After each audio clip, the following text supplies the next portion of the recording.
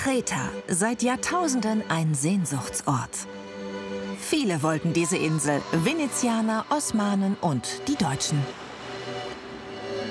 Heute ist Kreta ein Urlaubsparadies und Feriengäste erobern die Insel. Hier gibt es Sonne, Strand, Meer, aber eben auch diese jahrtausendealte Geschichte. Was das für die Menschen hier vor Ort bedeutet und auch für die Urlauber, das schauen wir uns jetzt an. Kreta, eine Insel zwischen Afrika und dem griechischen Festland, geprägt von Ost und West. Strände wie in der Karibik. Berge wie in den Alpen. Ein Urlaubsziel für alle, für Sonnenanbeter und Ruhesuchende. Der Kreter, heißt es, ist erst Kreter, dann Grieche. Spürt man das an den Menschen? Schmeckt man es im Essen oder hört man es in der Musik? Das wollen wir herausfinden.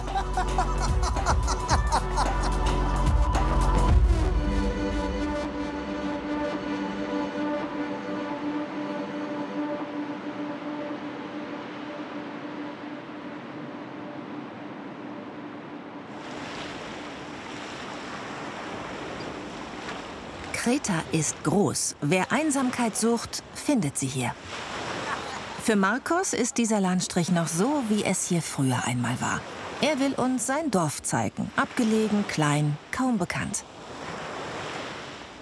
Marcos, was ist das für ein Ort, an dem wir jetzt hier ankommen? Was ist das für eine Bucht? Das ist das Dorf Agios Ioannis, direkt am Wasser. Es gibt einige Zimmer für Touristen. Wir legen jetzt hier am Strand ab. Dort oben ist eine Straße. Die fahren wir gleich hoch. Und dann zeige ich dir mein Dorf Kapetaniana in den Bergen. Für mich ein ganz besonderer Ort. Kreta ist von Deutschland aus in 3 Stunden erreichbar. Wir erkunden die westliche Hälfte der Insel mit ihren traumhaften Stränden, mit Städten, die Geschichte und Gegenwart verbinden. Und einer Küche, die anders ist und überraschend gesund. Unser erster Halt, Kapetaniana, ein einsames Bergdorf im Süden Kretas. Kapitän Dimitris bringt uns an Land. Eigentlich geht es jetzt mit dem Jeep weiter hoch nach Kapetaniana, aber der Kapitän hat einen anderen Plan und Nein sagen ist hier keine Option. Wasser oder Uso? Wasser. Wasser? Das ist die Wasserflasche. Der Tag hat gerade erst begonnen. Oh, Das hat sie jetzt gerade gemacht. Die sind noch heiß. Das sind Koulourakia, traditionelle griechische Butterkekse, die vor allem zu Ostern gebacken werden. Ideal zum Kaffee oder zum typischen Schnaps auf Kreta, zum Raki. der ganze Backofen ist voll. Guck mal. Weil sie hat uns gesehen, wie wir da gedreht haben und hat was vorbereitet spontan. Das ist so schön. Mach ich an.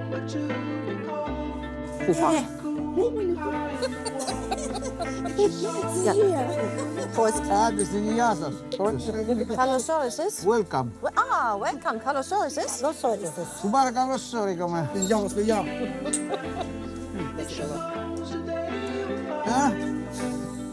Πάρε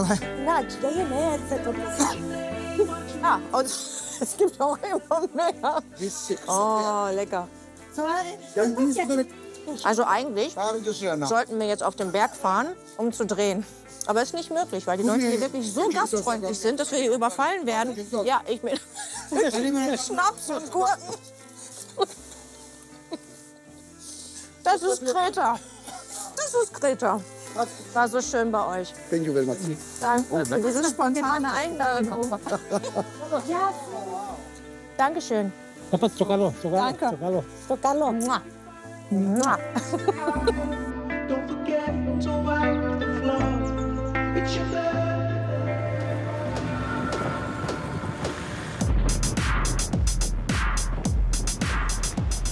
Gestärkt geht es auf etwa 800 Meter. Das war so ein schönes Erlebnis gerade mit deinen Freunden. Ich liebe es. Das machen wir so auf Kreta, besonders in den Dörfern. Wenn Fremde ins Dorf kommen, ist es üblich, sie einzuladen und ihnen etwas anzubieten. Meist einen Raki oder das, was man gerade zu Hause hat. Genau das ist hier passiert. Und ich finde das grundsätzlich so schön, wenn von allen Seiten mir Essen in den Mund gesteckt wird. Hier muss man aufpassen, nicht zu dick zu werden. Genau. Das Essen ist lecker und die Leute bieten dir ständig was an.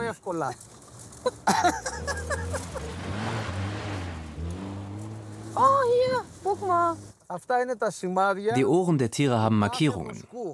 Jeder Hirte kann seine Tiere erkennen. Hier im Umland gibt es über 50 verschiedene Herden.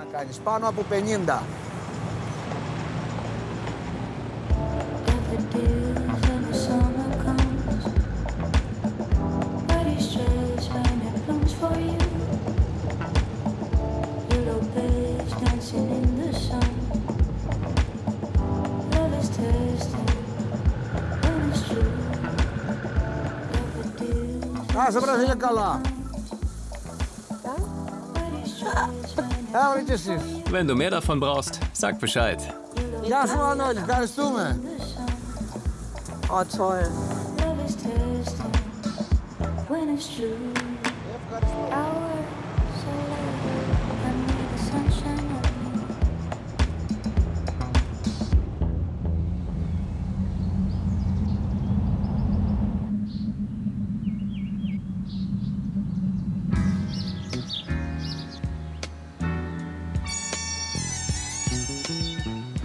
Und das ist Marcos Traum, Capitaniana.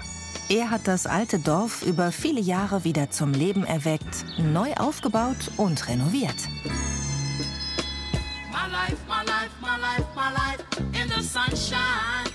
Heute können Touristinnen und Touristen hier wohnen, wandern, kochen oder einfach nur runterkommen. Marcos wollte nie einen klassischen Hotelbetrieb, sondern ein Dorf, das funktioniert, für Gäste und für Einheimische.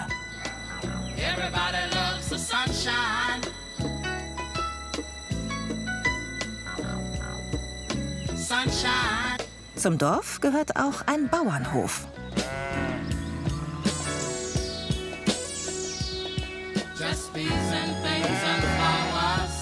An der Seite von Schafen, Ziegen und Hühnern leben auch 14 Pferde, mit denen die Gäste des Dorfes Ausritte unternehmen können.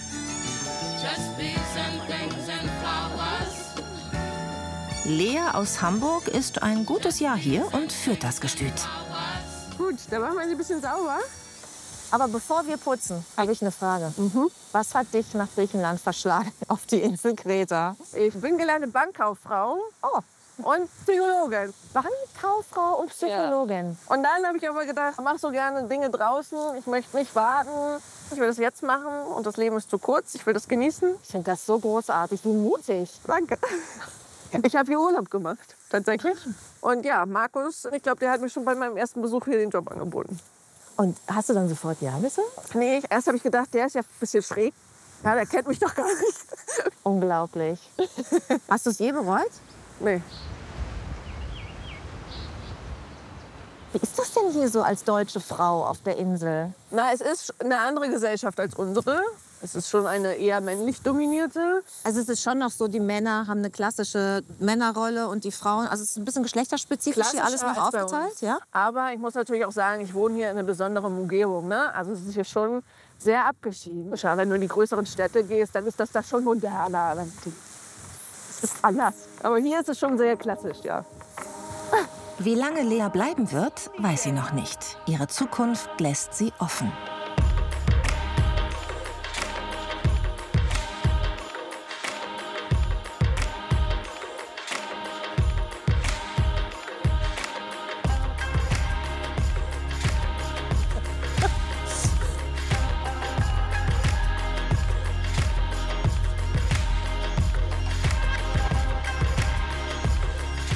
Kannst du die Schönheit der Natur hier noch richtig sehen nach einem Jahr?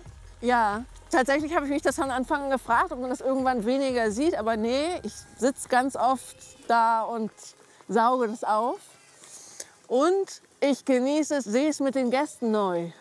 Wenn ich meine Gäste jetzt wieder zum Sommer habe für meine Reittrips und ich sehe es mit ihren Augen immer wieder neu. Und das ist so schön an meinem Job, dass man das neu sieht, jedes Mal, in jedem Gast, den man hat. Das ist großartig.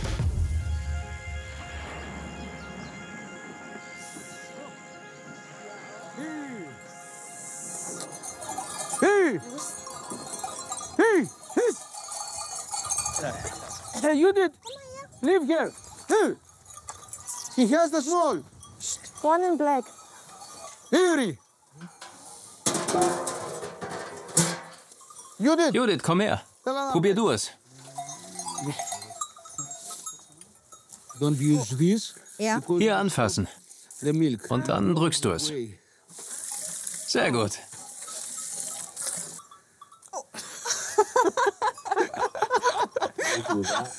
Markus, was macht ihr mit der ganzen Schafsmilch? Wir machen Käse. Kefalotyri, Feta, Joghurt, Antorio, Mirita. Weiter oben haben wir eine Hütte. Dort wird der Käse zubereitet. Und dort können wir essen. Was gefällt dir an diesem Leben mit der Natur und den Tieren? Ich mag es, weil man in der Natur arbeitet, etwas erschafft. Man kann nah bei den Tieren sein, sein eigenes Essen zubereiten. Eins nach dem anderen. Es waren 92.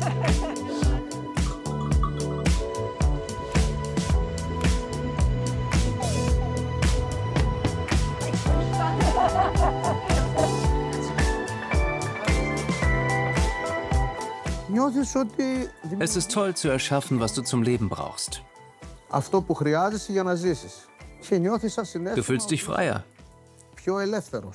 Du kochst selbst, lebst ohne Supermarkt. Du hast deine Tiere, deine Natur.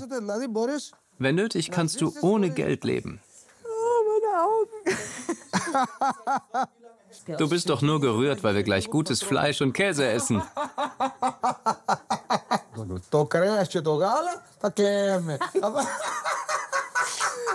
ich liebe dieses Lachen.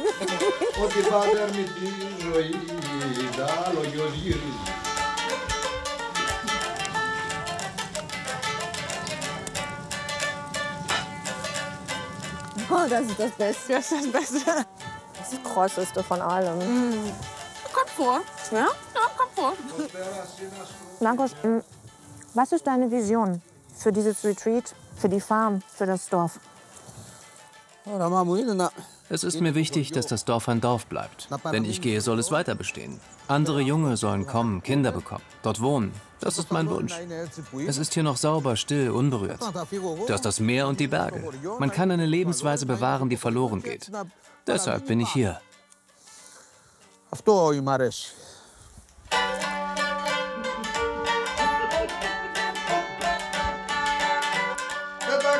Χρονό ζωή να σου έχει ο Θεός γραμμένη. Όπα, να σου έχει ο Θεός γραμμένη χαρά. Όταν είσαι έτοιμη να βρεις. Wir fahren an die Nordküste nach Rethymno. Aber zunächst geht es zur zweitgrößten Stadt der Insel, Chania. Hier zeigt sich ein anderes Gesicht Kretas. Lebendig, jung, voller Bewegung.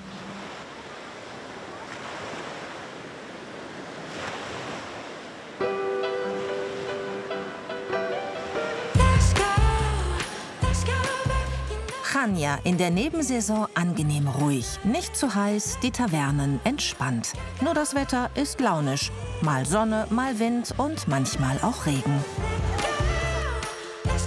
Alte Häuser, enge Gassen, viel Geschichte. Wir treffen hier aber auch auf eine junge, gut vernetzte Szene.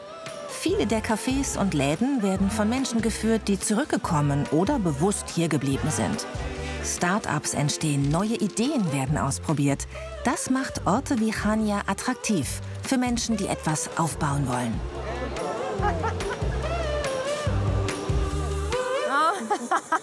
Effi, hast du früher Backgammon gespielt? Ja, ein bisschen. Aber auch andere Spiele, leichtere. Was für Spiele? Digitale? Ja, ich war früher eine Gamerin. Wirklich? Ja. So richtig professionell? Nein, kein Profi. Aber ich habe früher viele Videospiele gespielt.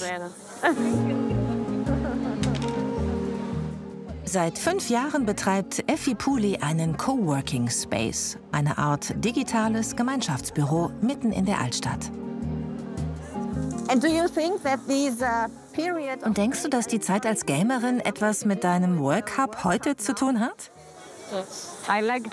Ja, ich mag das digitale Zeitalter sehr. Ich mag, was ich tue. Ich bin sehr beeindruckt von den digitalen Dingen. Und wer kommt zum Arbeiten in dein Work Hub? Die Inselbewohner oder die digitalen Nomaden aus aller Welt? Eigentlich haben wir beides. Wir haben Leute aus der ganzen Welt, sogar digitale Nomaden aus Australien, Amerika, Europa. Und auch Einheimische, denn manche arbeiten mit Unternehmen aus dem Ausland zusammen und brauchen den Platz. Arbeiten mit Meerblick. Kreta taucht inzwischen immer öfter auf der Karte der digitalen Nomaden auf. In Städten wie Chania trifft man sie, meist in Cafés mit gutem WLAN und in Coworking Spaces wie dem von Effi Puli. Alexandra kommt aus Polen. Wir lieben diesen Ort. Wir lieben Chania. Es ist die perfekte Stadt, wenn man leben und arbeiten will. Und außerdem hat man hier eine wunderbare Natur. Für uns ist es also eine perfekte Kombination. Und wir haben hier eine gute Work-Life-Balance, weil wir all diese Energie haben. Eine digitale Nomadengemeinschaft. Aus Estland kommt Chris. Es ist etwas ganz Besonderes, diese Art von Freiheit zu haben, zu arbeiten, wann und wo man will. Auf der einen Seite kommt das dem Leben hier definitiv zugute. Auf der anderen Seite habe ich gehört, dass die Einheimischen auch darüber sprechen, dass es ihr Leben schwieriger macht, weil Leute, die höhere Gehälter aus anderen Ländern beziehen, hierher kommen und es für sie viel einfacher ist, das Doppelte der Miete zu zahlen, die ein Einheimischer zahlen würde. Die Mieten sind hier also gestiegen. Um steigenden Mieten entgegenzuwirken, setzt die griechische Regierung auf strengere Regeln für Kurzzeitvermietungen. Preisdeckel oder Mietobergrenzen gibt es aber bisher nicht. Der Einfluss der Digitalnomaden ist groß, denn es gibt Menschen, die das ganze Jahr über reisen. Sie reisen nicht nur in der Sommerzeit. Also kommen sie auch im Winter? Ja, wir haben im Moment viele digitale Nomaden. Und zu Beginn der Saison. Aber auch im Januar hatten wir eine Menge Leute. Sie unterstützen die lokale Wirtschaft. Und sie leisten auch einen Beitrag für die Gemeinschaft. Sie geben uns viel zurück. Dinge wie Wissen über Technologie und so weiter. Oh, ein Pferd. Das ist sehr oldschool. Das hat nichts mit Digitalisierung zu tun, aber ich liebe es.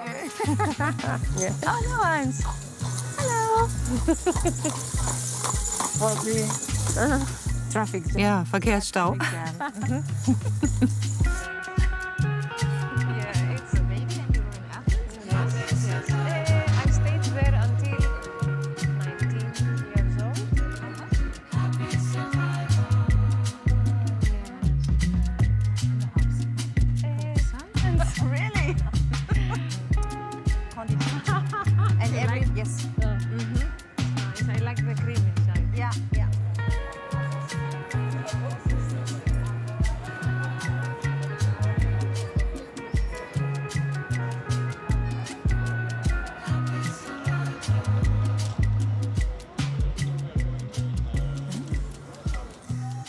Diese Kirche ist etwas ganz Besonderes, weil sie christliche und orientalische Elemente hat. Spürst du das auch in deinem täglichen Leben, diese unterschiedlichen Einflüsse hier?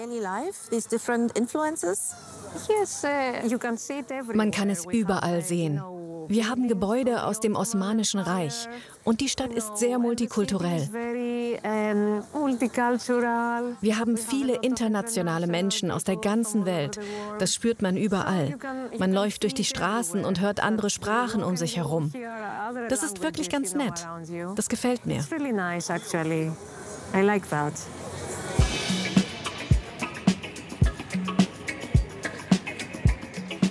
Chania, eine bunte Stadt mit venezianischer Altstadt und osmanischen Einflüssen, mit engen Gassen und einem Hafen, der nie schläft.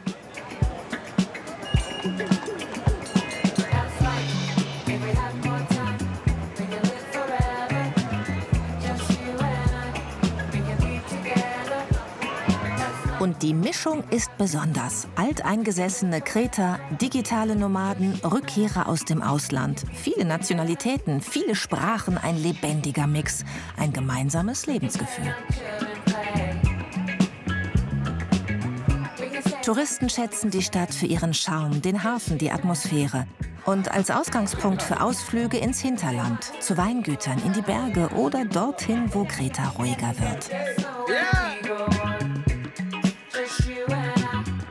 Über Jahrhunderte haben viele Kreter die Insel verlassen, wegen Kriegen, Krisen oder fehlender Perspektive. Einige sind zurückgekommen, manchmal erst die Kinder oder Enkel. Alexandra Manossakis wurde in den USA geboren, ihre Eltern sind damals ausgewandert. Heute lebt und arbeitet sie in Chania.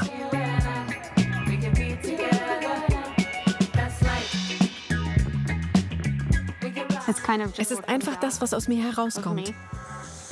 Ihr könnt meinen Mann fragen. Ich bin wahrscheinlich ein bisschen verrückt. Man muss ein bisschen verrückt sein, um etwas Besonderes zu schaffen. Sie ist eine Macherin, eine Tausendsasserin, Winzerin, Designerin, Gastgeberin und eine, die Kreta auf ihre eigene Weise weiterdenkt.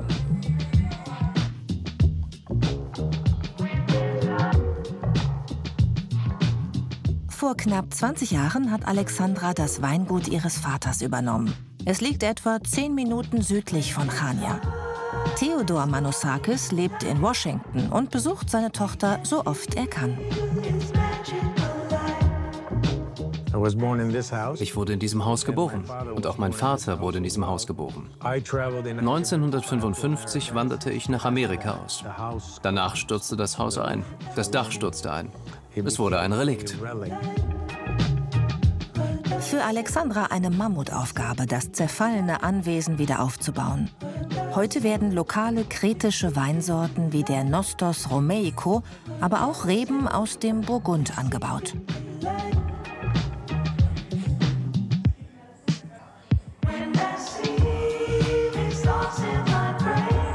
Als Alexandra mit Anfang 20 von den USA nach Kreta ziehen will, und zwar für immer, ist ihr Vater Theodor nicht wirklich begeistert. Sie rief mich an und sagte, Papa, ich möchte nach Griechenland fahren. Und ich dachte, es wäre nur ein längerer Urlaub. Dann sagte sie, nein, ich will für immer nach Griechenland. Und du sagtest zu mir, nein, du kannst nicht gehen. Und ich sagte, ich frage dich nicht, ich sage dir, dass ich gehen werde. Und als er merkte, dass ich es ernst meinte, sagte er, okay, ich habe dieses Weingut.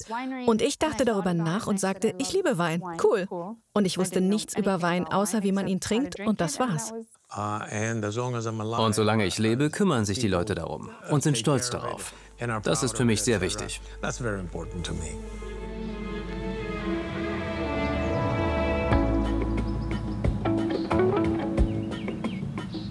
Die Weinberge liegen oberhalb von Chania, mit Blick über das Land bis zum Meer. Für Alexandra ist hier ein Traum in Erfüllung gegangen.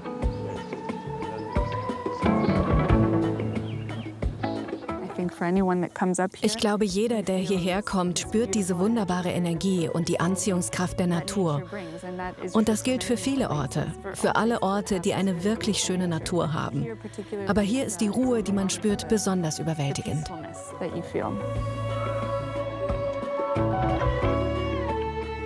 Heute ist das Weingut für Touristen geöffnet. Sie können das Areal besichtigen, mitlaufen durch die Reben, probieren, fragen, einfach erleben.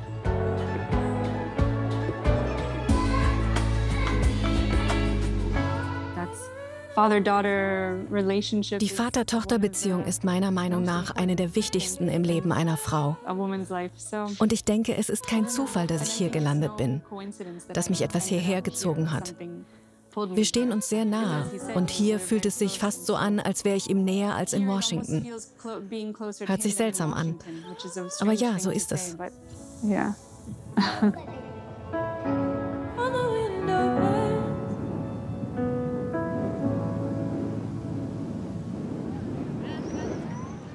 Heute geht's raus aufs Meer. Vom Hafen in Chania aus starten wir mit Panayotis. Hello, Judith. Hi. Welcome on board. Thank you. Hi. Panayotis will uns Ecken zeigen, die nicht jeder kennt. Unser Ziel, eine Insel, auf der nur 2 Menschen leben.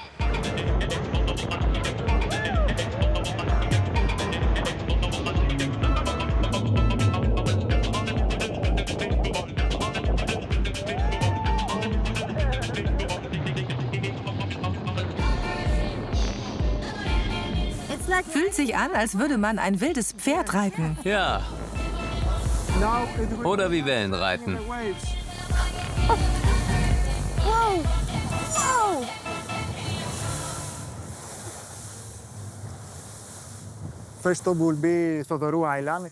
Erster Halt ist die Insel Thotoru. Es ist eine naturgeschützte Insel. Es gibt dort einige Ziegen, die Krikri genannt werden. Die Ziegen gibt es nur auf Kreta und an wenigen Orten der Welt. Ihre natürliche Umgebung sind die weißen Berge in der Nähe der Samaria-Schlucht. Sie sind sehr wild. Aber weil sie sich mit anderen Ziegen vermischen und man die Art schützen will, hat man einige der Ziegen auf der Insel untergebracht. Auch daran kommt man auf Kreta nicht vorbei. Der Zweite Weltkrieg. 1941 greifen deutsche Truppen die Insel an. Noch heute sind die Spuren sichtbar.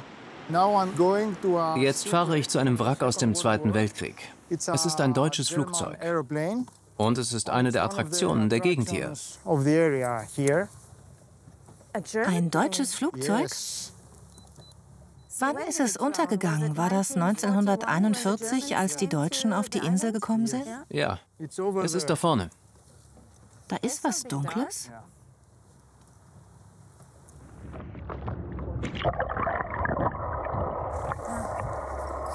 Aber es ist Geschichte. Wir können die Geschichte nicht ändern. Aber wir können die Zukunft ändern. Und jetzt sind wir hier als Freunde. Aber sicher.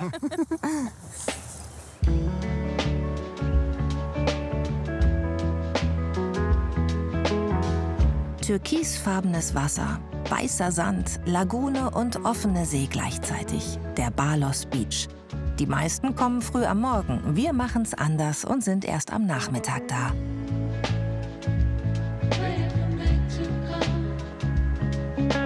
Dann ist der Balos Beach fast menschenleer.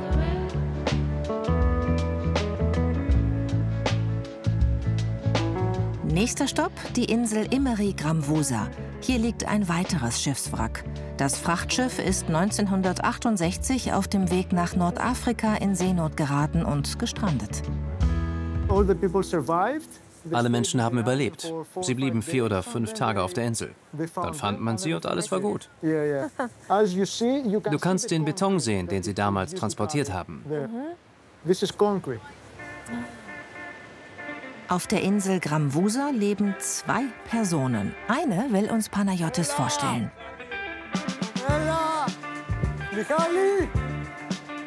Michalis, ein moderner Pirat, der sich um die Insel kümmert und Besuchern das Gefühl gibt, dass dort das echte Leben ist.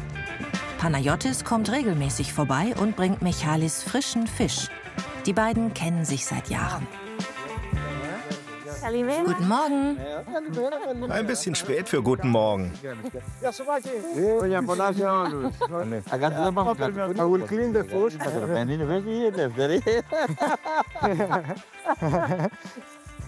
Was hat er gesagt? Er hat gesagt, dass du sehr schön bist und ob du verheiratet bist. Thank you.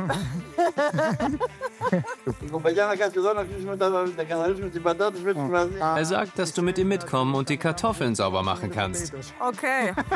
Ob das nicht vielleicht ein bisschen gefährlich ist jetzt.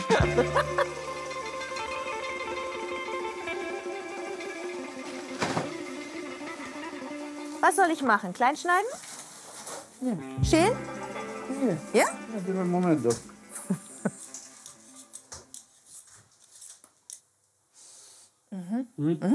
Gut. Very, very good. Ich glaube, das wird ganz schön lecker, was wir hier machen. Michalis, warum wohnst du hier alleine auf der Insel? Es ist die Erschöpfung. Die Menschen haben mich sehr müde gemacht. Ich habe viele schwere Dinge im Leben durchgemacht und suche Ruhe, Frieden, Gelassenheit und den Schutz der Natur. Und gibt es einen schöneren Ort als diesen? Schau dir das Grün an, die Natur, die Vögel.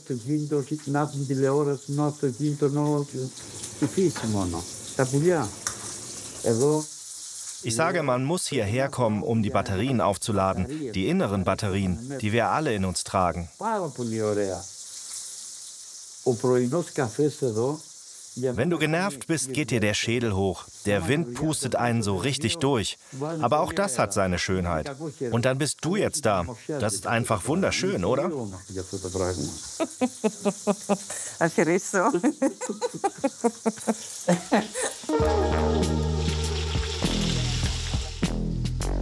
Okay, ja, ich probiere.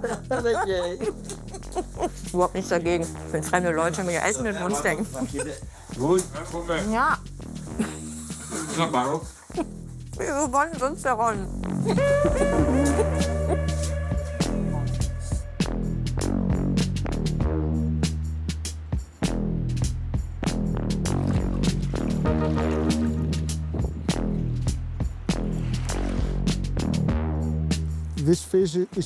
Dieser Fisch heißt Rophos. Es ist ein Zackenbarsch. Meiner Meinung nach der beste Fisch für eine Fischsuppe. Er ist am schwierigsten zu putzen. Die Rache des Zackenbarsches ist, dass er so schwer zu säubern ist.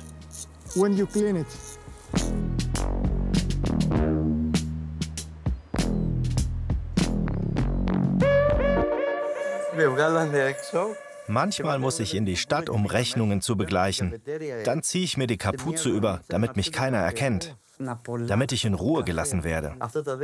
Dann trinke ich einen Kaffee, 10 Minuten und dann geht's wieder zurück auf die Insel.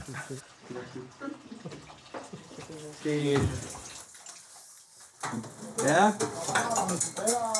Michalis, es ist besser, sich nicht mit dir zu streiten, oder? Du beneidest mich, weil ich hier auf der schönen Insel lebe. Woher kennt ihr beide euch?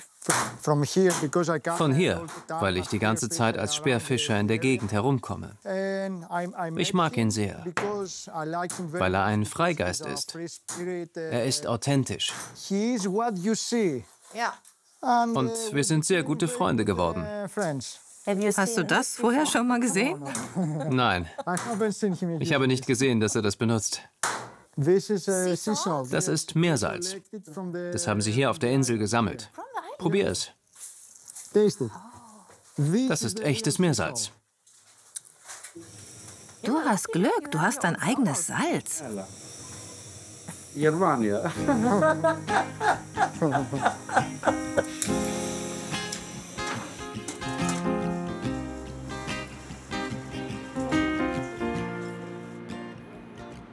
Hoch über der Insel Gramvusa thronte eine alte Festung.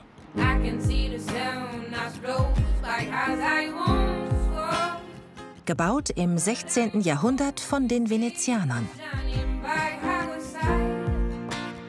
Auf dem Grundstück von Michalis steht eine kleine Kapelle. Sie ist für alle Besucher offen. Hierher kommen Fischer oder Touristen zünden eine Kerze an.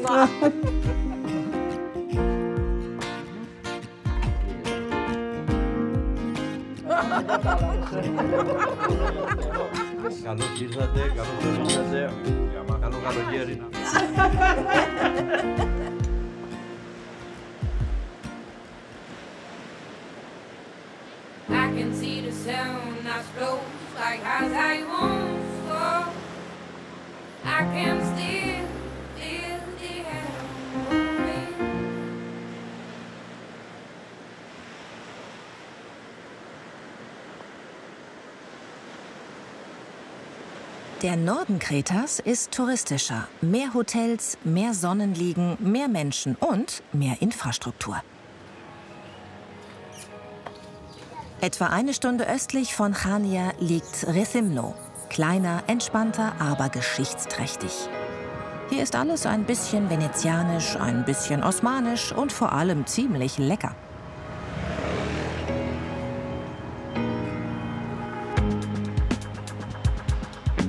Heute nehmen wir Süßspeisen unter die Lupe.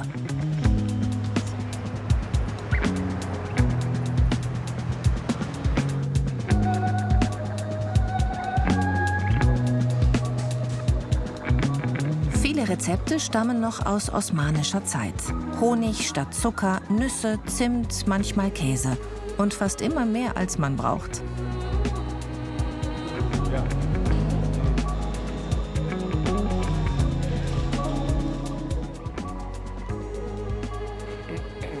Oh, ich liebe das. Alles probieren. So, Ist das Schafsmilch oder Ziegenmilch? Schafsmilch. ja, das Vanilleeis schmeckt anders. War super gut. Schafsmilch hat mehr Fett. Deshalb bevorzuge ich es. Ich mag es. Und die meisten Einheimischen mögen diesen Geschmack.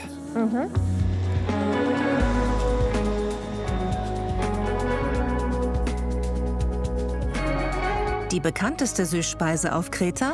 Ganz klar Baklava. Geschichtete Teigplatten, gefüllt mit gehackten Nüssen, übergossen mit Sirup oder Honig. Klingt harmlos, haut aber rein. Was früher an Sultane ging, liegt heute in jeder Auslage, von der Hafenbäckerei bis zur Dorftheke. Dimitris kennt das Rezept seit seiner Kindheit.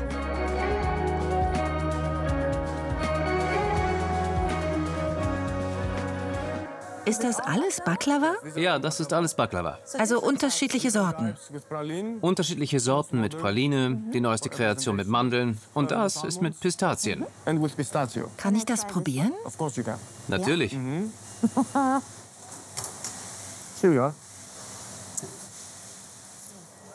Es ist so lecker. Mir ist das ein bisschen zu süß. Es ist dir zu süß? Ja, ich weiß nicht, ob du es magst. Nichts ist zu süß für mich. Nothing in the whole wide world. Oh, das ist lecker. Das schmeckt sehr süß, wie mit ganz viel Zucker und extrem viel Honig und dann noch süße Schokolade. Also ich finde es gut. Mit Dimitris verabreden wir uns für die nächsten Tage nochmal. Er hat nämlich noch eine zweite Leidenschaft. Jetzt geht's erstmal in den Südwesten. Elafonisi, vielleicht der schönste Strand Kretas. Danach steht eine Premiere an. Eine Sportart, die mich schon lange interessiert, die ich aber noch nie gemacht habe. Von Chania zum Strand Elafonisi sind es knapp 2 Stunden, aber gefühlt ist es eine halbe Weltreise. Die Straße schlängelt sich durch Berge und Schluchten, eng, kurvig, teilweise ohne Leitplanke. Allein die Autofahrt ist ein Abenteuer. Früh anreisen lohnt sich, die Parkplätze sind schnell überfüllt. Elafonisi ist bekannt für seinen rot schimmernden Sand. In der Hauptsaison ist der Strand gut besucht, manchmal zu gut. Wer den Zauber erleben will, kommt besser im Frühjahr oder Herbst.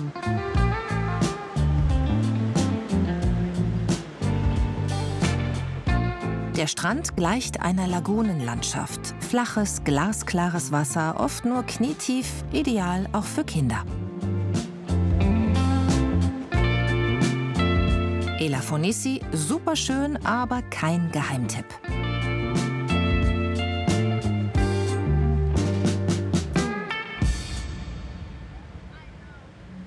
Etwa eine Stunde vom Elafonisi-Strand entfernt liegt Paleochora, am Fuße des Lefka-Ori-Gebirges.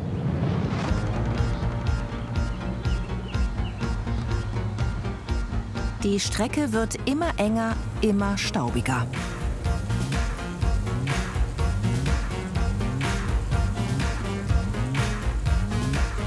Achtung, Google Maps führt einen auf Kreta manchmal auf verrückte Pfade. Es lohnt sich auch mal in die Karten zu gucken. Oh nee, das ist bestimmt falsch hier. Das ist auch eine Straße, die ist aber auch nicht besser. Also entweder ich bin hier falsch oder die Anfahrt ist extrem abenteuerlich.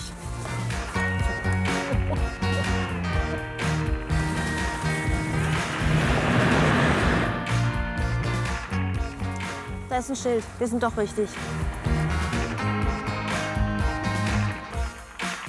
Wir sind mit Kirsten aus Deutschland und ihrer Frau Susanne aus Österreich verabredet. Also du möchtest gerne Bogenschießen gehen? Ja, sehr gerne. Hast du das schon mal gemacht? Noch nie. Noch nie. Das ist die beste Voraussetzung, die du haben kannst. Du kommst nicht dazwischen, dass du irgendwas denkst. Zeig mir mal, wie würdest du einen Bogen halten? Okay, So, super. glaub ich. Dann wissen wir schon Bescheid. Ja? Ja, alles gut. Genau, es geht immer darum, was du fühlst. Es geht nie darum, was du denkst. Nein, einfach stehen bleiben. Ach, Dass das du- ist für den Arm. Genau, jetzt Ich dachte, kriegst das du wollt ihr mir um den Bauch Nein. binden. Da fehlen zwei, ist normal. Ja, du brauchst nur 3 Finger zum Schießen. So, jetzt kriegst du von uns noch einen Köcher, weil wir haben keine Lust, dein Caddy zu sein. Du fühlst dich wohl? Das hast du relativ eng geschnallt. Dafür, dass ich schon ein paar Tage hier auf der Insel bin.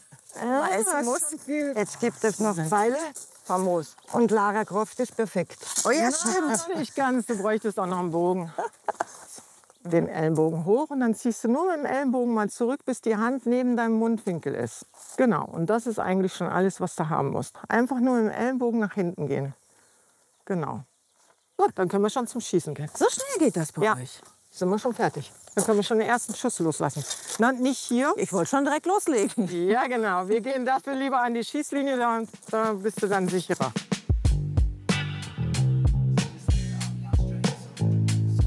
Wir haben eine flexible Schießlinie, weil wir auch manchmal kleine Kinder haben.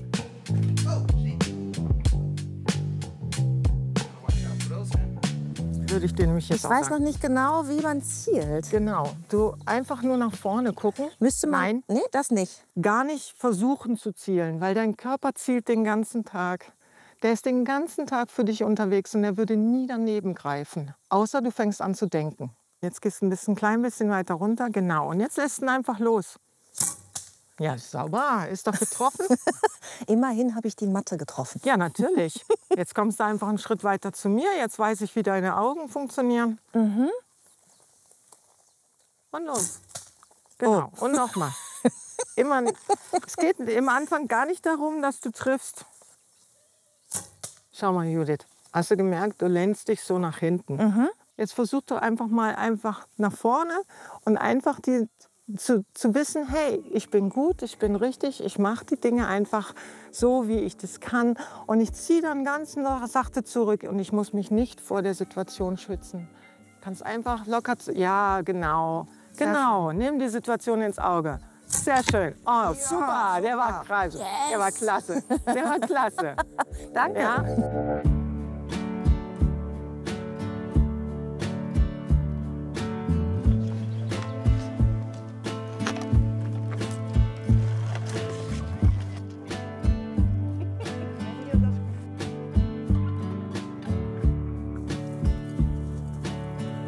Also euer Parko ist natürlich auch sensationell gelegen. Ne? Hier ist ja nichts. Wie schön. Ja, das ist ja das, was wir auch gerne wollen, dass die Leute einfach mal in die Ruhe kommen können. Wenn man unten am Strand liegt, ist man noch lange nicht ruhig. Das stimmt. Ja, und hier ist so, fahren Sie diese abenteuerliche Straße, die sowieso, ne, so. Die war wirklich abenteuerlich. Ja. Ich dachte, ich bin falsch. Und dann öffnet sich auf einmal so ein Erlebnis. Ja. Du kannst schießen, du weißt, wie es geht. Super. Naja, Noch ist es das immer Tier noch. hat überlebt. Das ist auch eine gute Nachricht. Nein, aber probier noch mal. Ja. Noch ist es so, dass dich beschäftigt, dass du hochschießen willst. Ein bisschen tiefer noch. Ja, super. Ja. Ich habe ihn getroffen. Der Arme. Ich möchte ihn bitte sofort wiederbeleben.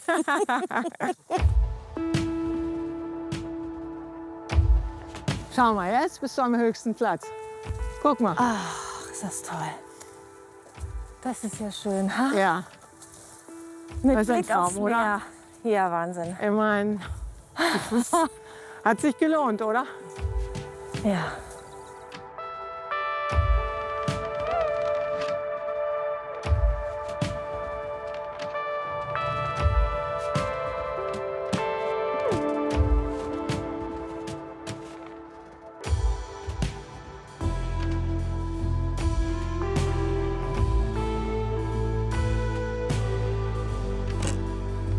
Ja, wieder ganz knapp dran. Super. Aber ihr müsst den Fall nicht in der Walachei zurücksuchen. Nein, sowieso nicht. Das könnte tatsächlich sein, dass manche Menschen so eine Hemmung haben zu treffen? Ja. Es hängt aber auch davon ab, welches Tier es ist. Ja, eine Spinne, die würde ich treffen. Wir beobachten das immer wieder, speziell bei Frauen. Und dann kommen sie zum Reh. Und dann passiert der Bambi-Effekt. Man kann ja nicht auf ein Bambi schießen. Ich habe jetzt in den letzten Tagen so oft gelernt, hier in den Gesprächen mit Einheimischen und auch mit Zugezogenen, dass es hier noch so ein wahnsinnig traditionelles Rollenbild gibt. Wie haben eure Nachbarn auf euch beiden als Paar reagiert? 2 Frauen. Wir haben eine Turbo-Integration gemacht. Also wir haben von Beginn an extrem viel Respekt und Wertschätzung von den Griechen bekommen. Es liegt an unserer Art. Wir packen zu, wir machen. Wir haben das nicht vorher überdacht. Wir lieben dieses Land, wir lieben die Leute. Da ist so ganz viel Wertschätzung da. Wenn man es wertschätzt, einfach wie die Griechen sind, sie respektiert, dann ist jeder hier so genommen, wie er ist. Großartig. Das ist das, was wir erleben. Ich glaube, ich treffe jetzt. Ja, genau. Ich fühle es jetzt gerade. Ja. Dann mach mal. Warte. Oh, das geht ja schon gut los. Gleich nebenan liegt Paleochora, ein kleines Hafenstädtchen an der Südküste Kretas.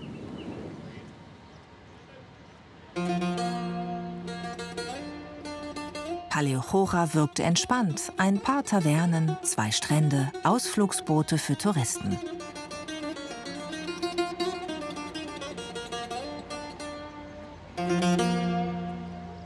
Überall auf Kreta und in ganz Griechenland wird der Unabhängigkeitstag am 25. März gefeiert.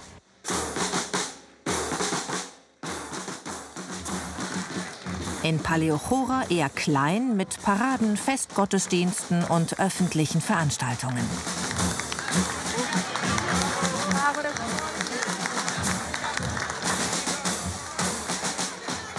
Es wird der Beginn des griechischen Unabhängigkeitskampfes gegen das Osmanische Reich im Jahr 1821 gefeiert. Zurück in Rethymno. Wir sind erneut mit Dimitris, dem Konditor, verabredet. Viele Menschen auf Kreta leben eng mit ihrer Vergangenheit und haben eine starke Verbindung zu ihrer Heimat. Dimitris ist in Rethymno aufgewachsen. Hier kennt er jede Ecke, jeden Stein. Die venezianische Festung Fortezza in Rethymno. Ursprünglich zum Schutz vor Piraten errichtet, fiel sie 1646 in die Hände der osmanischen Eroberer.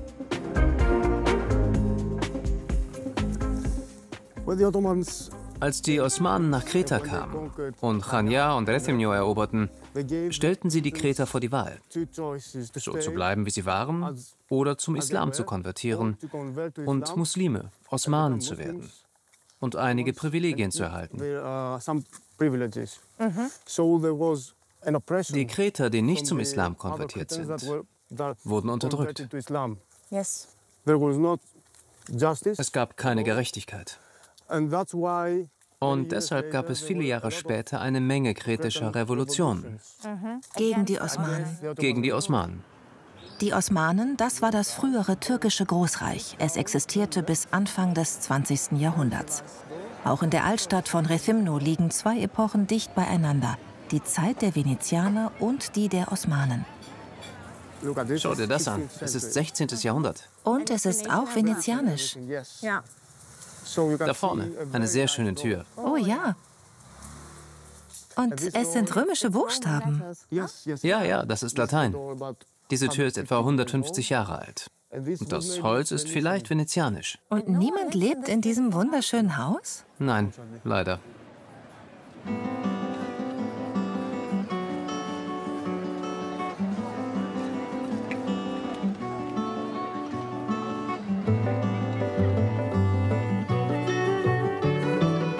Das ist ein Minarett, oder? Ja, das ist ein Minarett.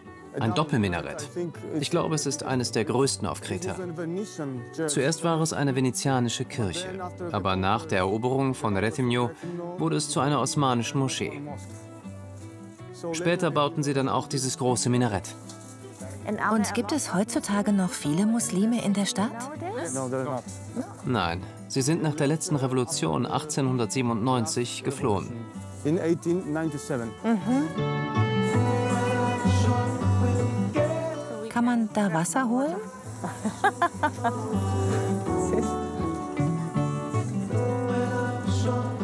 Und kann man es trinken?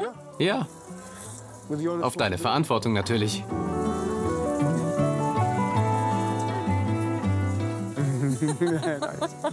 Ist warm heute.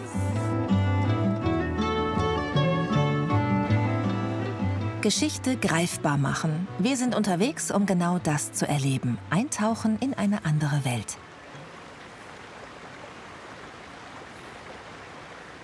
Auch in der Küche zeigt sich, Kreta kocht anders. Seit Jahrhunderten.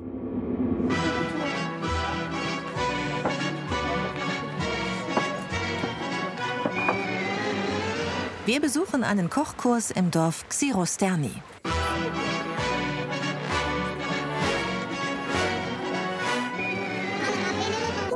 Ein kleiner Ort zwischen Rethymno und Chania.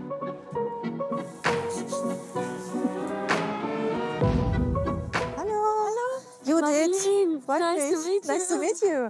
Hallo. Hallo. Eleni? Judith, freut mich. Hallo, Sirtes. Hallo. Hallo. I am Helen. Und du bist aus? I'm Cretan British. Servus, ich bin Nela. Aus Bayern. Aus Bayern. Ja, und moin. Ich bin Marianne aus Friesland. Das gibt's ja nicht aus Norddeutschland. Hallo, welcome. Maria. Maria. Freut mich sehr. Danke sehr. Welcome. Okay, lasst uns anfangen. Zuerst werden Dakos zubereitet. Früher galt das als arme Leute essen. Heute ist es eine Spezialität. Also Mädels und Jungs, passt gut auf, zuerst zerkleinern wir die Tomate. Sieht gefährlich aus, hä? Ja. Oh, ich kann gar nicht zugucken. Ach, jetzt ich. Oh, jetzt ist es. Time to prepare. Los. Bravo. Wunderbar. Wunderbar. Ah, nee, es ist nicht so gefährlich, wie ich dachte. Wegen der Schale wahrscheinlich. Ja, die Schale, die schützt. Das merkt man richtig. So viel Öl tatsächlich. Ja. Yes. Bis hier. Immer noch mehr? Alles in Ordnung. Alles in Ordnung. Ja, Stopp. halt so Stopp. Jetzt, stopp. Yes. Okay. Ja, fast. Oregano. Oregano, ja. Toll. Wächst der bei euch im Garten hier? Yes. Ja? Yes. Ach, schön. Aber Krümel? Yes. Ach, ganz viel. Ich verwende ihn immer, überall, in allen Gerichten. Ist schon was anderes, als wenn man die im Supermarkt kauft, ne? Abgepackt in so ein Plastikdöschen. Jetzt ein bisschen mehr Salz. Sag mal, macht ihr auch noch was oder mache ich nur alles? Der ist zu. Wir essen dann. Ein ganzer Löffel? Yes. Ich habe mir neulich eine Sprühflasche gekauft für Öl, damit nicht zu viel in der Pfanne landet. Eine Sprühflasche. Meine neueste Errungenschaft. Wenn ich das jetzt hier sehe. Greta würde lachen. Würde sagen, was machst du denn da? Also wirklich. Also ein bisschen wie in Italien, Bruschetta. Ja, ne? genau. Nur, dass es hier ein bisschen flüssiger ist.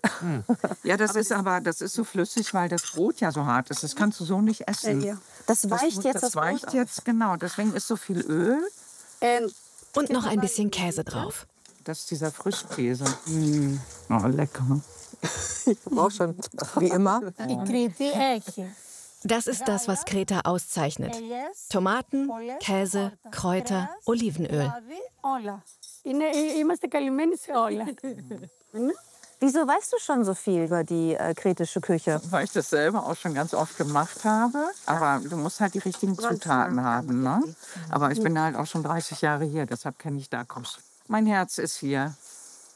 Bin nicht mehr in Ostfriesland. Was gefällt dir so gut an Kreta, dass du sogar hierher gezogen bist? Ich denke, das ist einfach die Mentalität hier. Dieses Ruhige, dieses Entspannte. Und ja, so, wo viele Leute sagen, oh, die sind so faul, aber das ist es gar nicht. Die sind einfach entspannt. Und die sagen, ja, wird schon alles passieren, wird schon. Und es passiert auch immer alles. Und die Gastfreundschaft, das ist einfach nett.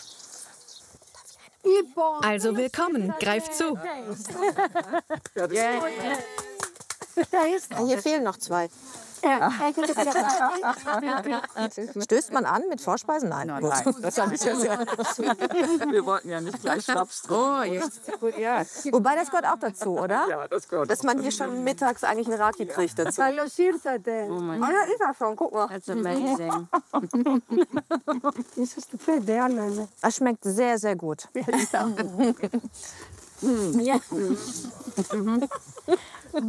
Sei vorsichtig, der ist stark. Yamas. Ja,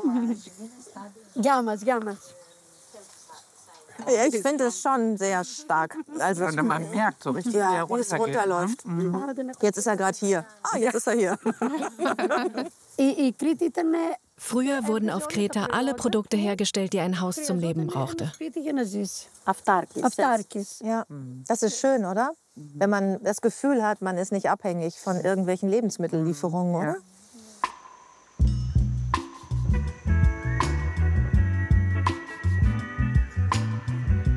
Marilyn ist freiberufliche Sommelier und für den Wein zuständig. Hallo. Wir haben sehr viele einheimische Weine auf Kreta und generell in ganz Griechenland. Deshalb habe ich verschiedene für euch mitgebracht. Kommt mit, hier gibt's Wein. Jetzt habe ich auf Griechisch gesprochen. Ja. Yamas. Na, wenn es so weitergeht. Schön Wein auf den Raki. Genau. Ja, der ist wirklich lecker. Der ist einfach besonders. Ich habe so Und warum bist du hergezogen? Wir waren hier während der Corona-Zeit für Work and Holiday. Eigentlich geplant 2 Wochen. Dann haben wir gesagt, das ist echt schön, oder? Bleiben wir noch eine 3. Und dann nach 3 Wochen hat er gefragt, bleiben wir hier? Und dann habe ich gesagt, ich glaube ja. Wirklich, so spontan. Und arbeitet ihr beide jetzt auch hier? Ja, wir haben hier remote unser Büro. Und ich kann aber vor der Arbeit und nach der Arbeit schwimmen gehen oder ja, was auch immer. Es ist wirklich furchtbar. Ja. Aber wie reagieren die Kreter auf Menschen, die sagen, ich will hier nicht nur Urlaub machen, ich will hier leben? Wird man da mit offenen Armen empfangen? Die freuen sich. Also wenn man kommt, um hier zu leben und sich zu integrieren, ist man willkommen und die Gastfreundschaft ist sensationell. Ja, ja, wahnsinnig.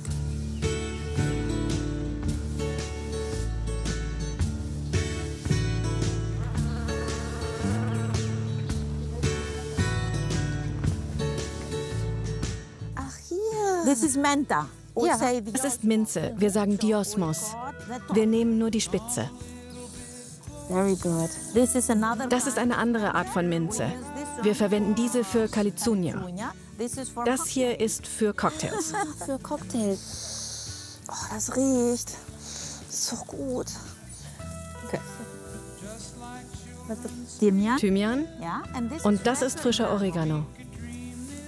Hallo. Schau mal, das ist biologisch organisch. Biological, organic. Oh ja, eine kleine Minischnecke. Auf Kreta ist gesundes Essen ganz selbstverständlich. Ärzte nennen das die kretische Diät. Viele Menschen hier werden auffallend alt. Das ist etwas, das uns aufgefallen ist, als wir zum ersten Mal hierher kamen. Als wir herumgefahren sind, waren hier offensichtlich viele Friedhöfe. Man schaut sich die Altersangaben auf den Steinen an und es gibt Leute, die 90, 100 und mehr Jahre alt werden. Ich denke, das hat viel mit dem Essen zu tun. Es ist sehr hügelig hier. Ich sehe eine Menge Aktivität und solche Sachen. Also ja, wenn man lange leben will. Komm nach Griechenland. Ich probiere, ob genug Salz dran ist.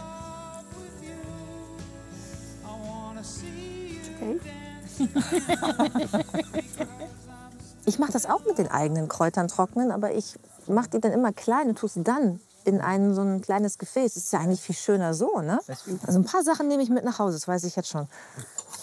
Man muss einen leeren Koffer mitnehmen und dann nur die ganzen Zutaten rein und wieder zurück. Ja? Wir nehmen Sachen mit nach Deutschland und wir bringen Sachen zurück. Also wir nehmen Kräuter mit und bringen Leberkäse zurück. Ja, der halbe Koffer ist immer voll. Ihr bringt Leberkäse mit nach Griechenland? Sehr lecker. Bringt euch in Sicherheit da hinten. Jetzt Kalizunia, gefüllte Teigtaschen. Herzhaft mit Spinat, Wildkräutern und Käse. Der Teig ist aus Weizenmehl, Olivenöl, Wasser und Weißweinessig und wird dünn ausgerollt. Fleisch gehört dazu, meist Lamm oder Ziege, nicht vom Großmarkt, sondern aus dem eigenen Stall oder dem vom Nachbarn.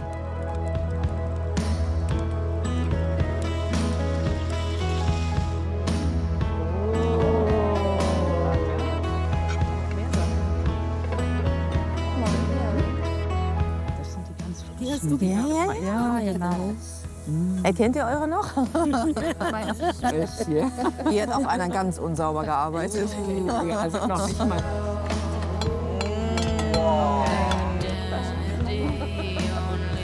Oh, der riecht ganz doll nach Beere.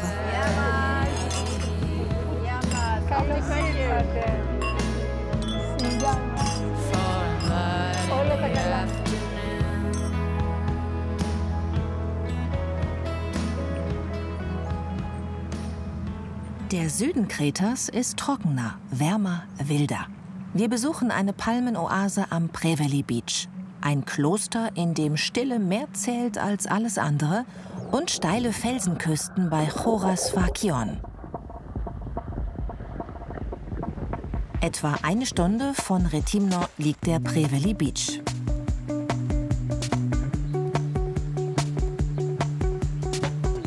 Hier wächst eine wilde Dackelpalme, die sonst nirgendwo in Europa in dieser Form vorkommt.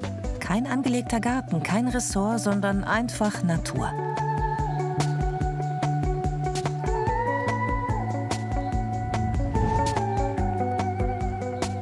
Wer mit dem Auto kommt, parkt oberhalb des Strandes und muss dann zu Fuß weiter. Der Abstieg dauert etwa 15 bis 20 Minuten über steinige Stufen und Felsen. Der Rückweg ist steil und in der Sonne kein Spaziergang.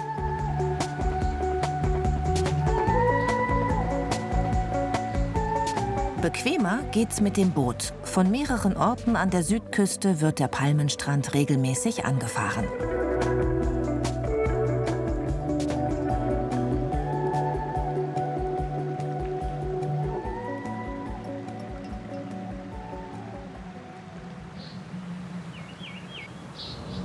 Wir fahren zum Kloster Odeitria.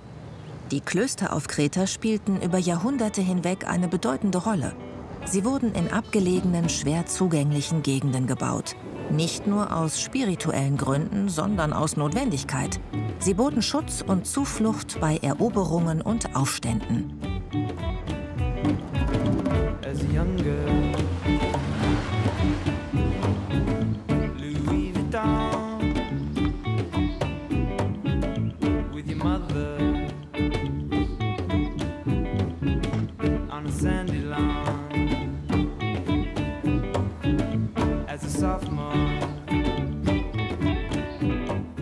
Das Kloster Odeitria liegt ganz im Süden Kretas, in den Bergen auf etwa 250 Metern Höhe.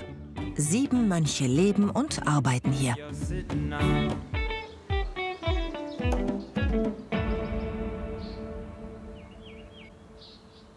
Was für ein schöner Ort. Ich finde, man spürt sofort die Ruhe, die von diesem Ort ausgeht. Ja, richtig. Es ist ein sehr schöner, ruhiger und heiliger Ort, gesegnet von Gott und der Jungfrau Maria.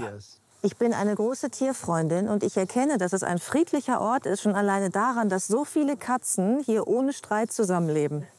An diesem Ort herrscht Gottes Frieden, für die Menschen und die Tiere. Gott gibt uns diesen Frieden, damit wir in Harmonie und Liebe leben können.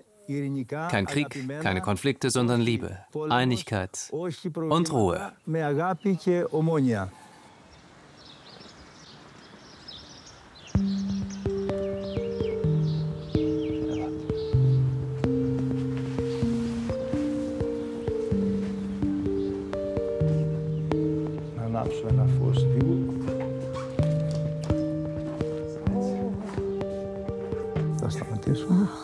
Das ist ja schön.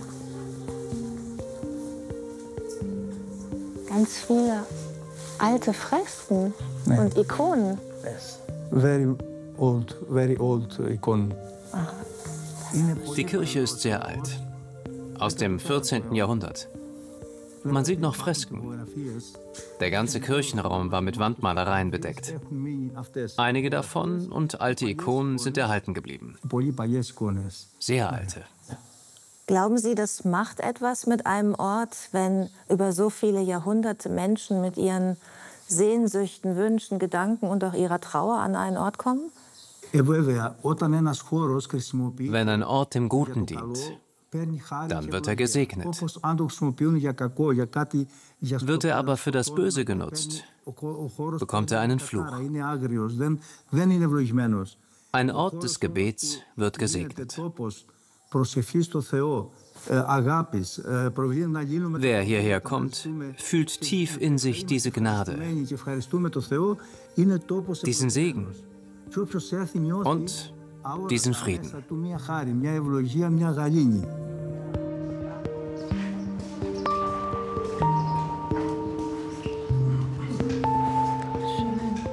Getrocknete Blüten.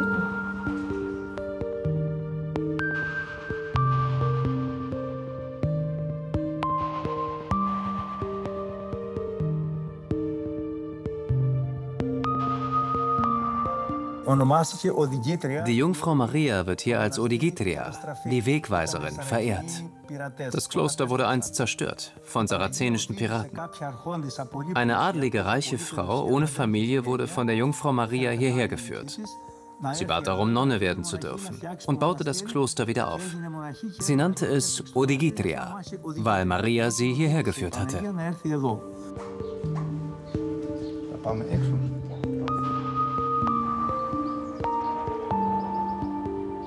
Das Kloster Odigitria blickt auf eine lange Geschichte zurück.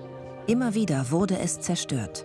In Zeiten osmanischer Besatzung, später auch im Zweiten Weltkrieg. Doch jedes Mal wurde es wieder aufgebaut. Bereits im 13. Jahrhundert waren die Venezianer hier. Seit 1212, als die Kreuzfahrer Byzanz eroberten, gehörte Kreta zu Venedig. Bis 1669 herrschte eine friedliche Zusammenarbeit. Danach kamen die Türken bis Ende des 19. Jahrhunderts. In dieser Zeit gab es viele Kriege, Massaker, Zerstörungen. Ist es richtig, dass hier zur Zeit der deutschen Besatzung auch Widerstandskämpfer untergebracht wurden? In Klöstern lieben wir unsere Heimat und unseren Glauben. Wir haben immer im Kampf geholfen.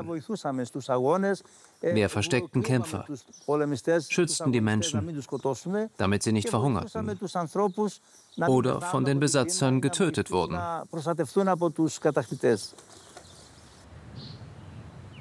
Touristen sind im Kloster Odigitria herzlich willkommen. Bitte auf Kleidung achten. Schultern und Knie sollten bedeckt sein.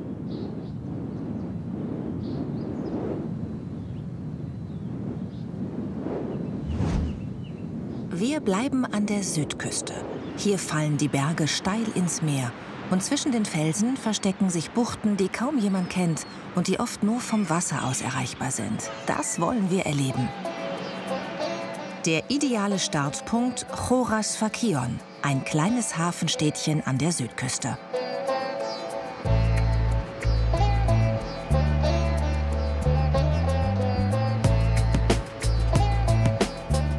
Wir treffen Babis, halb Österreicher, Damulis, halb Deutscher und Christos, ein echter Kreter. Sie leben hier, kennen jeden Felsvorsprung und jede Strömung. Und sie nehmen uns mit, dorthin, wo Kreta fast menschenleer ist.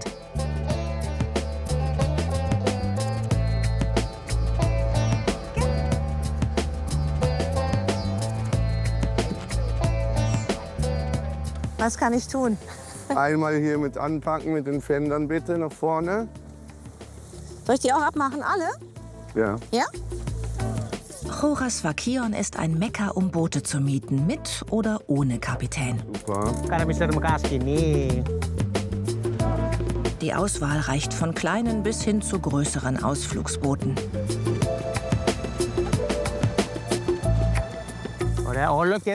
Was soll ich tun? Helf mir, ich drehe. Okay. So? Ja, und jetzt komm hierher. Nimm das Segel. Dieses Seil. Hart, hart.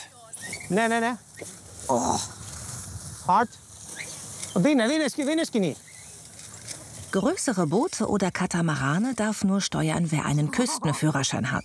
Oder man fährt mit Skipper. Yes, it's unrolled. Okay, thank you. Hard work, huh? Isn't it? You can stay there and look at. Dort ist die Insel. You find the island. Da ist dein Ziel. It's your target. Bleib in dieser Richtung. And keep there. Was fühlst du, wenn du auf dem Wasser bist? Das Wichtigste ist nicht das Ankommen. Das Wichtigste ist das Reisen und das Gefühl mit dem Wind, mit den Segeln. Und die Dynamik des Windes für die Seile, für die Segel zu spüren, das ist das Wichtigste. Vergiss alles und konzentriere dich auf den Wind, das Meer, die Sonne und all das. Ja, das ist ein fantastisches Gefühl. Und wie oft bist du auf dem Wasser? Jeden Tag. Also im Sommer bist du auf dem Wasser und was machst du im Winter? Ich habe eine Firma, die Skitouren hier auf Kreta organisiert. Skitouren? Ja, Skitouren. Weil die Berge hier sehr, sehr nah sind. Und es ist sehr aufregend, weil es 54 Gipfel auf 2000 Metern gibt. Kaum zu glauben, aber auf Kreta kann man tatsächlich Ski fahren. Von November bis Mai liegt oben in den Lefkaori genug Schnee. Keine Lifte, keine Pistenpläne. Wer rauf will, muss laufen. Welcome in the summer of Crete. Das Ganze nennt sich eher Ski-Hiking. Mit Tourenski hoch, mit Glück auf Pulverschnee runter. Aber bitte nur mit Bergführer. Und das Beste, wer es richtig timet, kann morgens durch den Schnee stapfen und nachmittags ins Meer springen. Winter oben, Frühling unten. Hier haben wir Lutro. Ist erreichbar auch nur mit dem Wanderweg zu Fuß oder mit der Fähre. Ist alles Hotel. Alles Hotel? Alles. Wohnen da alles. Keine Einheimischen mehr? Im Winter wohnen hier 2 Leute. Aber wenn du hier bist, was machst du denn dann da als Tourist? Kannst viel wandern, schwimmen natürlich und erholen einfach.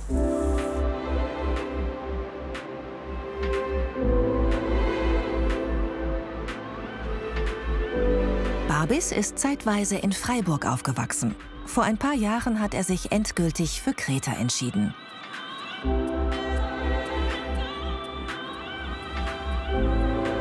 Jetzt. Jo. Jetzt geht's aufs Beiboot. Damulis will uns einen Teil der Küste zeigen, den man nur vom Wasser aus erreicht. Er ist halb Österreicher und hat in Wien Hotelmanagement studiert.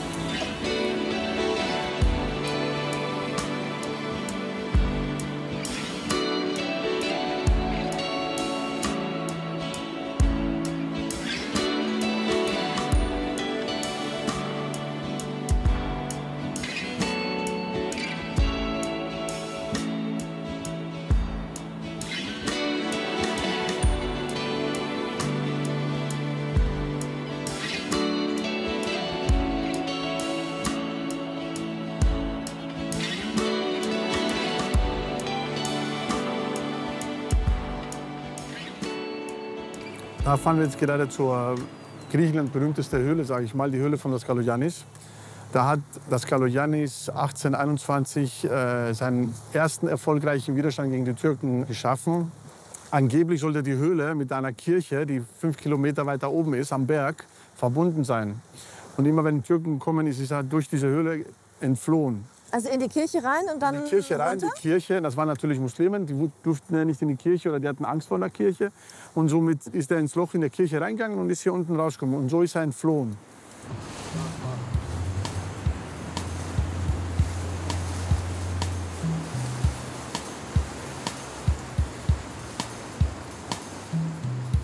Und da kann man rein mit dem Boot? Da kann man mit dem Boot rein. Also sehr oft kommen Leute mit Paddelboot rein oder die schnorcheln in dem Fall hier rein, wenn die das Boot draußen ankern.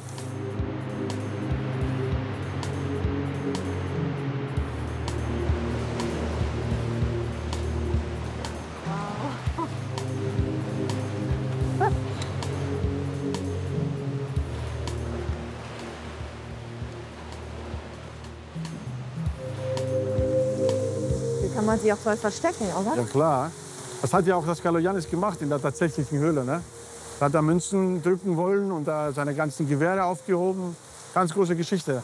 Wenn du siehst, gibt es viele Hotels, die das Kaloyanis genannt sind. Der Flughafen in Hania ist das Kaloyanis. Aber auch die Fähre, die hier auf und ab fährt. Also wenn ich hier aufgewachsen wäre ich als Kind immer in diesen Höhlen unterwegs gewesen, um zu gucken, ob ich irgendeinen Schatz finde von ihm. War ich auch, ganz ehrlich, war ich auch als Kind immer überall da drin. Ja. Stundenlang geschnorchelt, also auch abonniert als Kind und so weiter. Und hast du einen Schatz gefunden irgendwann? Also ich habe einen Wrack gefunden, leider nicht mit Gold. Was ja bedeutet, der Schatz ist noch da. Der Schatz ist noch da, ja, so ist es. Man könnte ihn noch finden. Das kann sein, ja.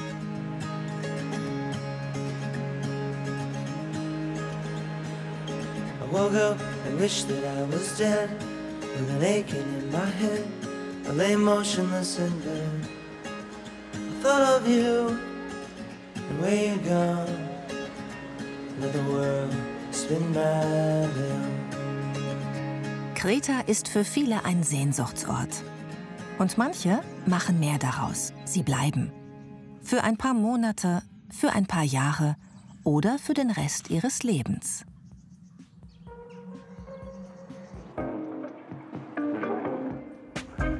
Sarah und Daniel aus Stuttgart wollen bleiben, vielleicht für immer. Gabriela unterstützt sie, kennt beide Welten. Aufgewachsen in Ostberlin mit kretischem Vater. Sie klärt auf über Bürokratie, Alltag und einheimisches Essen. Die Sache ist ja, hier auf Kreta haben wir hervorragende, gesunde Küche. Die Leute leben ja hier oder haben hier gelebt, richtig lange, bis über 100 Jahre, locker auf den Dörfern. Weil die sich halt gesund ernährt haben. Hatten keine Supermärkte, sondern hatten ihre eigenen Produkte. Und eins der Superprodukte ist dieses hier. Chondros. Damit kannst du deine ganze Familie ernähren. Die hatten ja, meine Großmutter hatte 7 Kinder. Die musste erst mal satt kriegen. Was halt die Alten machen und immer noch machen, die nehmen dann die Sauermilch und kochen das zusammen. Und dann kommt das heraus. Ja, das ist eines unserer Superessen, was alle Kreter lieben. 3 Teile von der Milch und 1 Teil von dem Weizen und kochen, würde es kochen. Von der Konsistenz ist wie so ein Hundeleckerli. Aber also nicht schlecht. Wir haben uns entschlossen, vor knapp 1,5 Jahren mit dem Wohnmobil loszureisen. Aus irgendeinem Grund sind wir hier auf Kreta gelandet und sind hier jetzt seit dem 1. Februar. Menschen, die auch länger hier leben möchten oder die das vielleicht ausprobieren möchten, hier können sie auswandern. Wie ist denn überhaupt die kretische Kultur? Wie tickt eigentlich der Kreter? Weil er tickt sehr anders. Man muss sie kennenlernen. Das ist ja das Interessante, dass wenn Leute herkommen und wirklich Kontakt haben wollen mit den Menschen und sehen wollen, wo sie überhaupt sind. Griechische Mythologie ist ja eine Geschichte, die sich ständig verzwickt, eine in die andere. Die hört nie auf, hat keinen Anfang und hat kein Ende. Und diese Geschichten sind auch therapeutisch. Das ist es ja halt. Inwiefern? Ja, weil es gibt nichts, was die Mythologie nicht anspricht. Ich finde, das hier mit Gabriela macht es für uns so einfach, dann noch mal auf Deutsch zu sprechen und auch jetzt die Geschichten zu hören, einzutauchen, auch Tipps zu bekommen, wie, wo, was, wann, weshalb, ist schon Gold wert. Wir helfen ihnen auch mit bürokratischen Sachen, wenn es sein muss. Also wenn jemand hier nach Kreta auswandern möchte, ich würde raten, die Sache immer schön langsam anzugehen, nicht alles aufzugeben sofort in Deutschland. Immer schön mit der Ruhe und auch nicht jetzt sagen, diesem Impuls, ich verlasse jetzt Deutschland, ich kann Deutschland nicht mehr aushalten. Ich glaube, das geht nicht gut. Man sollte im Frieden Deutschland verlassen. Für Sarah und Daniel heißt es jetzt Griechisch lernen. Aber auf Kreta klingt alles ein bisschen anders. Der Dialekt ist eigenständig mit eigenen Wörtern, anderen Rhythmen und einem anderen Tonfall als auf dem Festland. Das hört man auch in der Musik. Im kleinen Ort Rhodia oberhalb der Hauptstadt Heraklion treffen wir Musiker, die uns die kretische Musik näher bringen.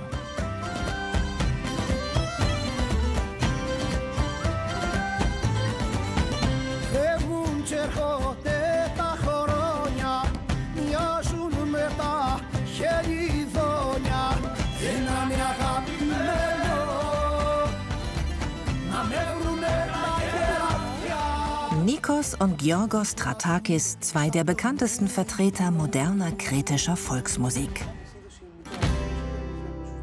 Wie unterscheidet sich die Musik hier auf Kreta von der Musik auf dem Festland? Der Unterschied liegt vor allem in der geografischen Lage Kretas zwischen zwei großen Meeren, dem Libyschen und dem Ägäischen Meer. Wegen seiner Einzigartigkeit hatte die Insel viele Eroberer. All diese hinterließen Spuren. Deshalb ist unsere Musik von vielen Kulturen beeinflusst. Im Vergleich zum restlichen Griechenland gibt es hier eine musikalische Vielfalt, die sich weiterentwickelt. Das gibt es anderswo nicht.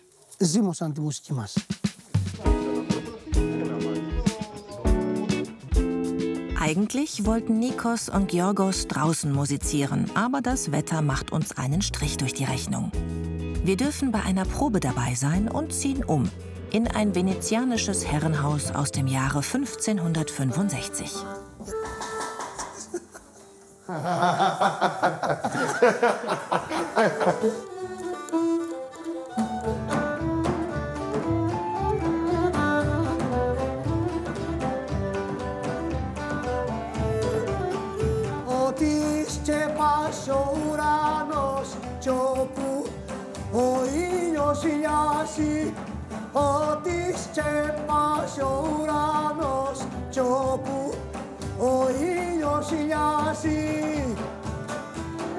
Kretas Musik ist einzigartig. Oft wird improvisiert.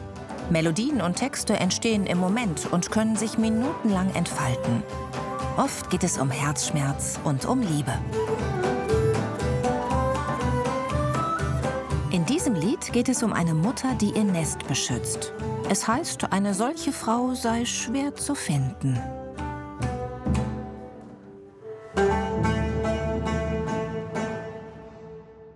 Das Lied über meine Frau hat Georgios geschrieben. Und Nikos hat den Text über meine Frau geschrieben.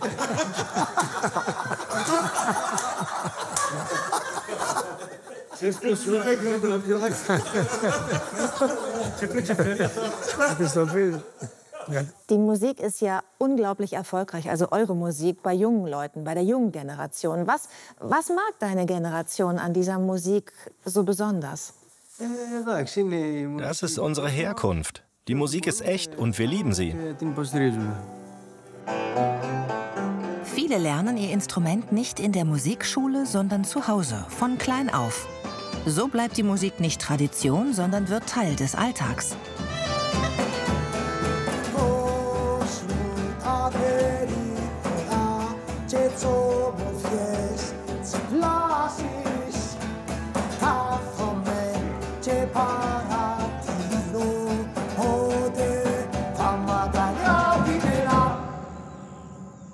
Letzte Station auf unserer Reise, die grüne Lunge Kretas. Im Zentrum und Westen der Insel, rund um das Lefkaouri-Gebirge.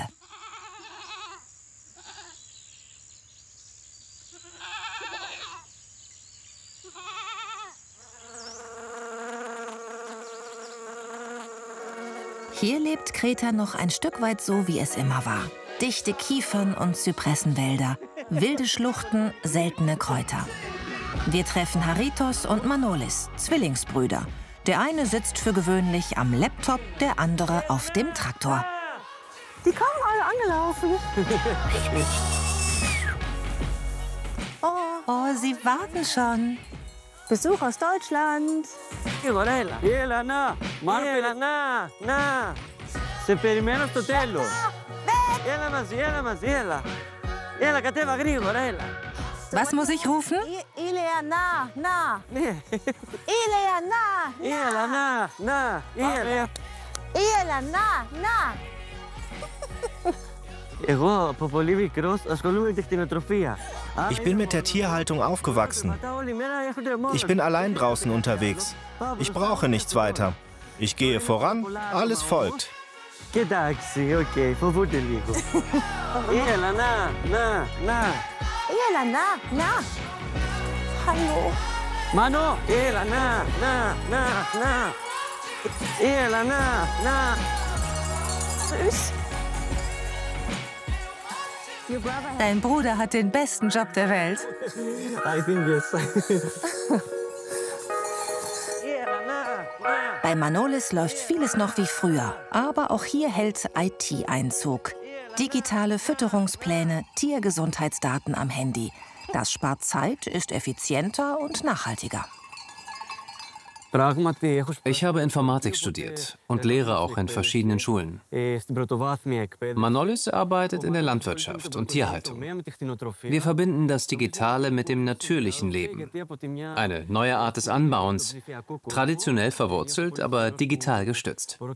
Das funktioniert sehr gut. Wir sind Zwillinge. Einer ergänzt den anderen. Die Höhenunterschiede, fruchtbare Böden und viel Quellwasser am Lefkauri-Gebirge, all das schafft ideale Bedingungen für Vielfalt.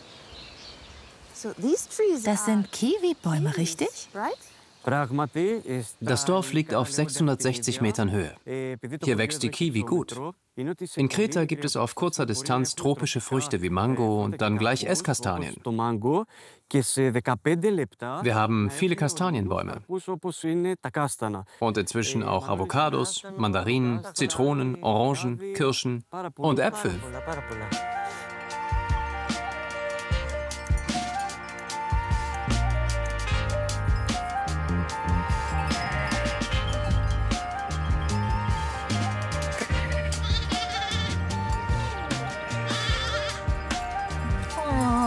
Mama.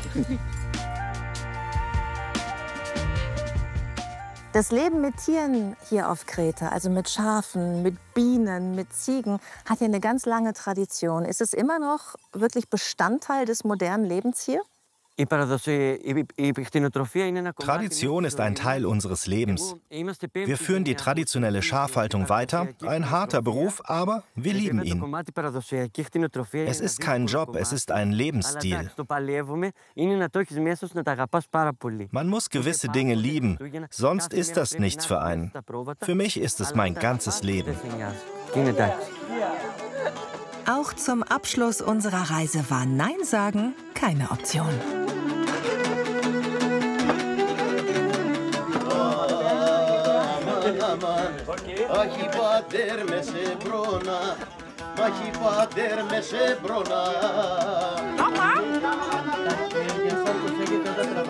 So, hier werden jetzt immer noch neue Speisen geholt. Ich glaube, es findet kein Ende. Aber meine Reise findet jetzt ein Ende. Eine ganze Woche Kreta liegt hinter mir. Und jetzt ist schon klar, ich komme wieder. Und das liegt nicht nur an der wunderschönen Natur, die da draußen ist, sondern vor allen Dingen an den fantastischen Menschen, die ich hier getroffen habe. So viel echte, von Herzen kommende Gastfreundschaft habe ich wirklich selten erlebt an einem Ort, der so ein beliebtes Urlaubsziel ist. Und deswegen würde ich jetzt einfach mal sagen, ja, was?